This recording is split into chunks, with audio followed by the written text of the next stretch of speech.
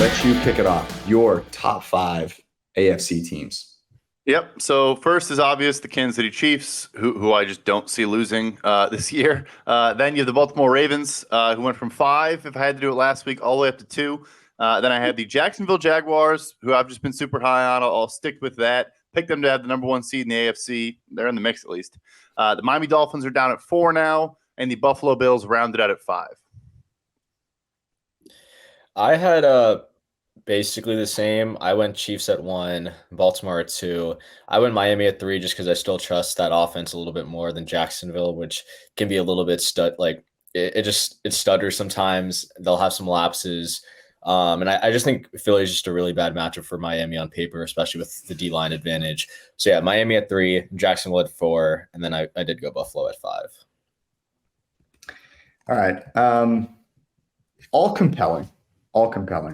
I struggle with this because, to your point, Brad, you had Baltimore at 5 entering the week. And how much are you willing to really move them based on one game, I think is super interesting.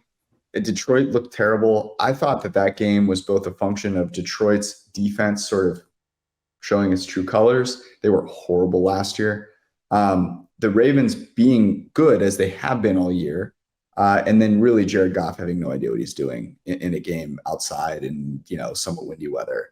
We should have seen that one coming, and my heart hurts because we didn't see that coming. So I'm not moving them up nearly as far.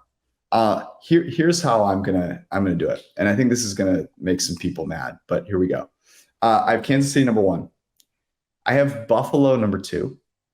I have Miami number 3. I have Baltimore at 4. And I have Detroit at 5.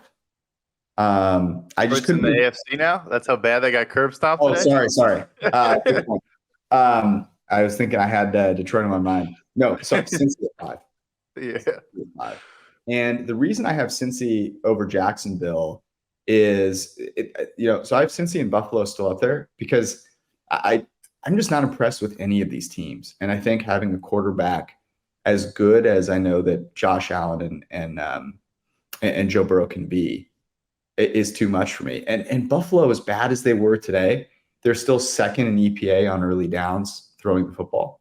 So yeah, I know it was a bad loss today, but I'm not going to overreact. So there you go.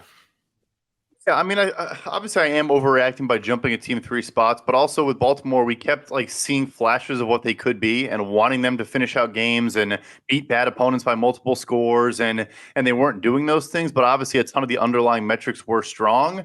And I'm not really downgrading Detroit that much. They just laid an egg today. They played like crap. They're coming off 4 straight 2-score victories. Yes, bad opponents, but they blew them all out in convincing fashion. And I just think with Baltimore, Lamar already was probably playing as well as any other quarterback in the NFL. I assume he's going to be the highest graded passer in the NFL after this week. I think it's probably a foregone conclusion, and he deserves it. The only thing with Jacksonville, it's probably an irrational thought. So they are 3rd in the NFL now on EPA per play and success rate on scripted drives, and are 22nd off of it. And I'm just waiting for Doug Peterson to take over play calling for Press Taylor. And then when that happens, I feel much more confident about the Jacksonville Jaguars actually scoring off of script. So that's my ace in the hole for why I have them ranked so high.